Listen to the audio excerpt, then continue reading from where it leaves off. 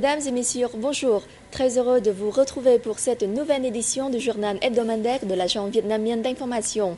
Voici les titres que nous allons développer. Le Premier ministre, M. Nguyen Thanh Dung, a présidé une réunion avec les ministères et secteurs pour examiner et évaluer la mise en œuvre des travaux qui les attendaient durant le Tête du Serpent.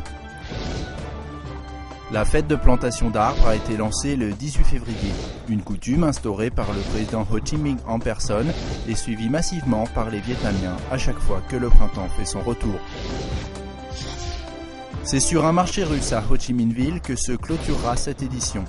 Un lieu où les Russes vivant loin de leur pays et où les Vietnamiens ayant vécu là-bas peuvent humer cette atmosphère si singulière qui s'en dégage et fleure bon le pays des matrioshkas.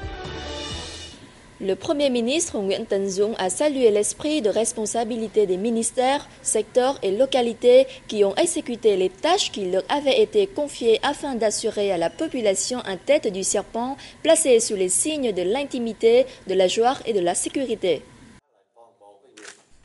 Lors d'une réunion organisée mardi avec les ministères et secteurs pour examiner et évaluer la mise en œuvre de ces tâches, le Premier ministre a constaté que l'approvisionnement en marchandises a été assuré, de même que les besoins en déplacement et le problème des embouteillages dans les grandes villes et la délinquance a reculé.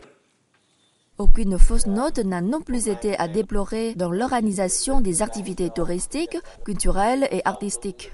Plus important encore, la fourniture de soins particuliers aux personnes démunies et aux foyers bénéficiaires de politiques publiques s'est parfaitement déroulée.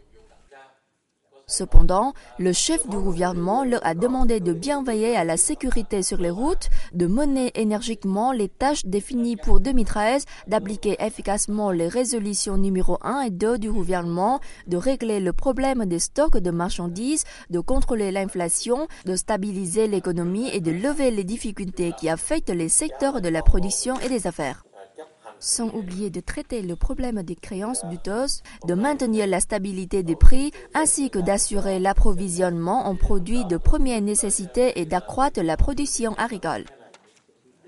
M. Nguyen Thanh Dung a recommandé au ministère de poursuivre la restructuration de l'économie, notamment du système bancaire, d'assurer efficacement la sécurité dans les transports, ainsi que de mener avec détermination le travail de prévention et de lutte contre la criminalité, contre les épidémies, etc.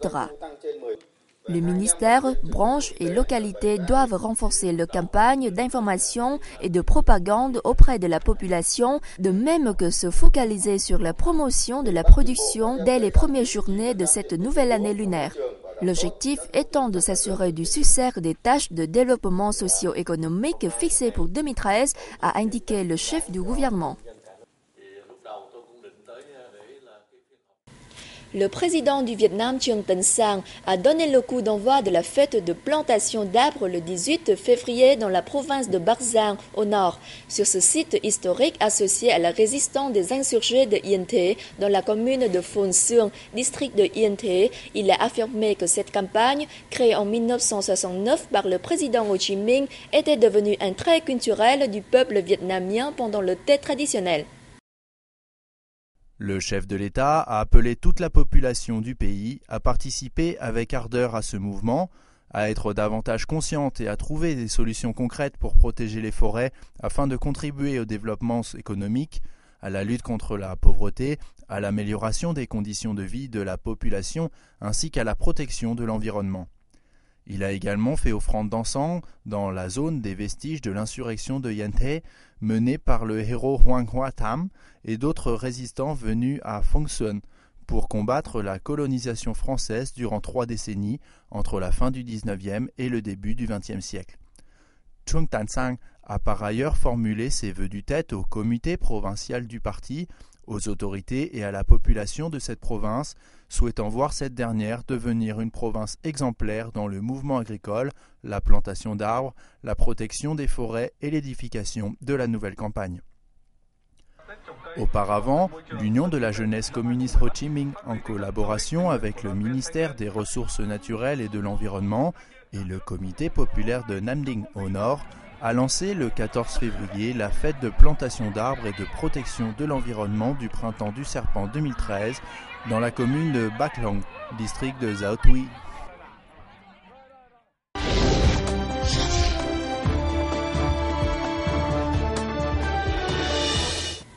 Lors de la première séance de travail après le tête de l'année du serpent, le vice-premier ministre Nguyễn Xuân Phúc, membre du bureau politique du comité central du Parti communiste du Vietnam, a rendu visite le 18 février à l'agence vietnamienne d'information et formulé ses vœux à l'ensemble de son personnel. Le vice-premier ministre a affirmé que l'année dernière, l'agence vietnamienne d'information, l'AVI, était en première ligne du front de l'information. Elle est un organe d'information stratégique digne de confiance du parti et de l'État, un organe qui a fourni des informations toujours exactes et actualisées sans ne jamais dévier de l'orientation socialiste. Elle a notablement contribué à plusieurs grandes réalisations du pays en matière économique, de maintien de la sécurité politique et d'intégration à la région comme au monde. Il a toutefois recommandé à l'AVI de faire davantage d'efforts encore dans ses émissions afin d'être digne de son statut de groupe d'information puissant du pays, de mieux soutenir la confiance du parti et de l'État en matière de diffusion de l'information dans le pays comme à l'étranger, ainsi que la lutte contre les allégations des forces hostiles et de leur propagande calomnieuse, tout en demeurant fidèle à l'orientation socialiste du pays. Le parti et l'État soutiennent et donnent les meilleures conditions à la vie afin qu'elle puisse mener à bien ses missions politiques, a affirmé le vice-premier ministre. Le directeur général de la vie, M. Nguyễn Đức Lợi, a plaidé afin de chacun des 4 journalistes et rédacteurs de la vie soit toujours conscient de la noble tâche politique qui leur a été confiée par le parti et l'État et qu'ils fassent chaque jour toujours preuve de plus de responsabilité dans l'exécution de cette dernière. La fête de la pagode des parfums Chùa Hương, la plus grande du pays tant en termes de participants que de durée, a débuté le 15 février, soit le 6e jour du premier mois lunaire, thème de la nouvelle édition de cette fête de 3 mois, la beauté traditionnelle de la culture vietnamienne. Cette fête, qui inaugure une série d'événements relevant de l'année nationale du tourisme du delta du fleuve Rouge dans la capitale, voit le nombre de pèlerins augmenter d'année en année. Elle devrait attirer cette année 1,5 million de personnes. Dès la journée d'inauguration, près de 50 000 visiteurs ont été comptabilisés. Considérée comme l'une des 6 plus grandes fêtes de l'année 2013, les préparatifs de la fête de la pagode des parfums ont été minutieusement réalisés. Transport, ordre public, propreté environnementale et sécurité alimentaire inclus. La pagode des parfums, située dans la commune de Hương Sơn du district de Mỹ Đức, à 70 km de Hanoï, comprend de très nombreuses anciennes pagodes nichées entre rivières et montagnes.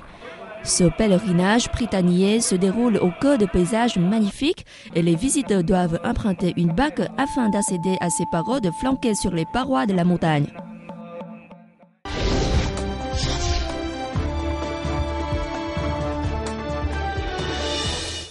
Le vice-premier ministre Nguyễn Thiện Nhân a remis le certificat de patrimoine national spécial au site de Yên Tử à l'occasion de la cérémonie d'inauguration de la fête des pagodes de Yên Tử le 18 février, soit le 9e jour du Tết du Serpent dans la ville de Uông Bí, province de Quảng Ninh, au nord-est.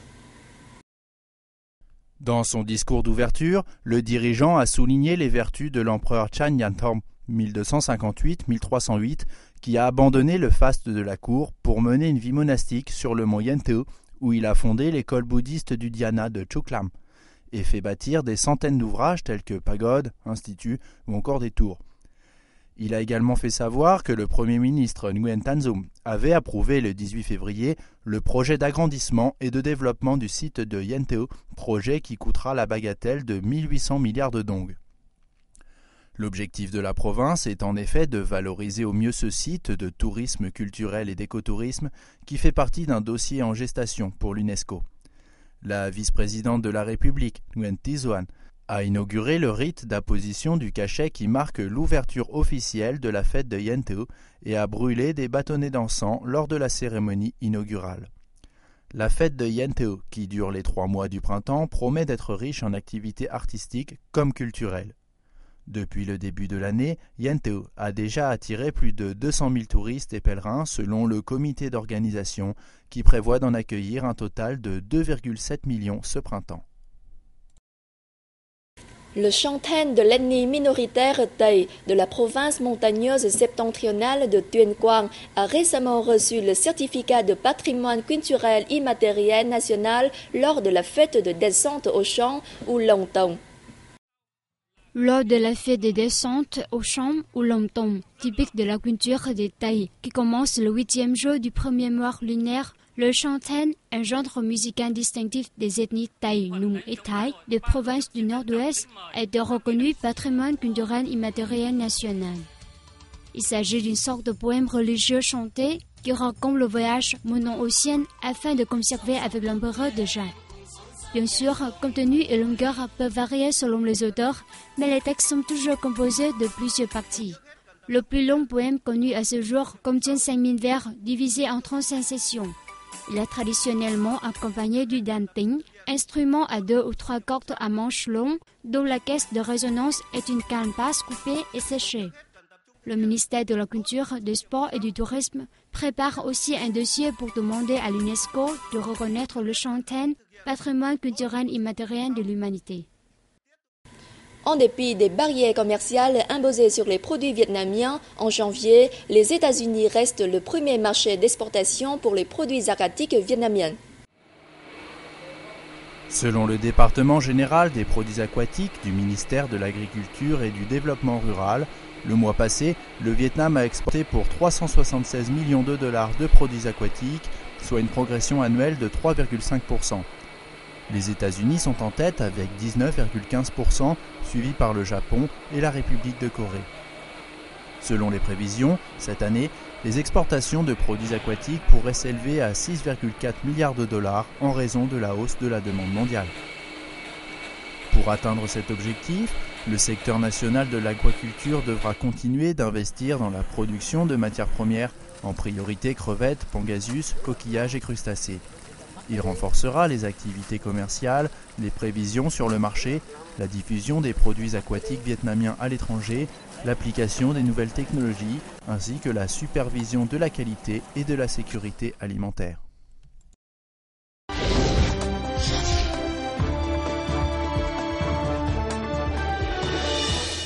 Vendeurs et acheteurs parlent tout russe et les Russes y trouvent facilement des produits de leur pays. C'est ce qui fait la particularité du centre commercial Russian Market situé avenue Võ Văn Kiệt au cœur de Ho Chi Minh Ville.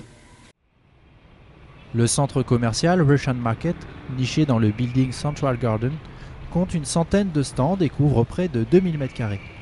Il est connu plus largement sous le nom vietnamien de Chon Nga, littéralement marché russe. Les produits sont pour la plupart des vêtements fabriqués au Vietnam, vendus en gros ou au détail. Les Russes trouvent ici tout ce dont ils ont besoin, manteaux, pardessus, gants, chaussettes, chapeaux, et le fait que acheteurs et vendeurs parlent ou marchandent en russe est chose familière. Il y a de nombreux Russes qui travaillent au Vietnam. On m'a dit que les produits vendus ici sont de bonne qualité et bon marché. Je peux en acheter pour ma famille ou pour offrir. Les Russes nostalgiques de la gastronomie de leur pays, et c'est bien normal, peuvent y trouver des produits importés de chez eux. Caviar, graines de tournesol, noix, fromage.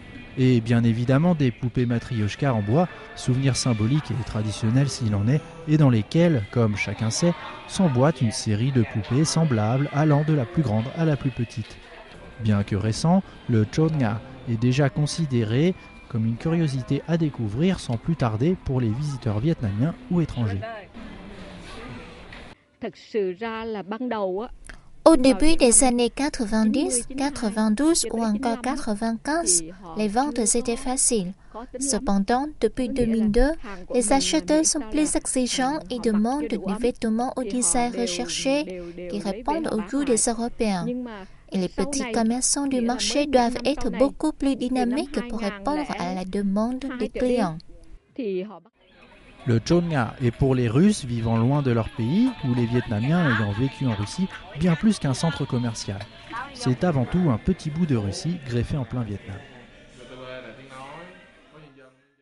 C'est sur ces images d'un marché russe à Ho Chi Minh Ville que prend fin cette édition. Merci de votre fidélité et rendez-vous sur notre site fr.vietnamplus.vn pour d'autres informations.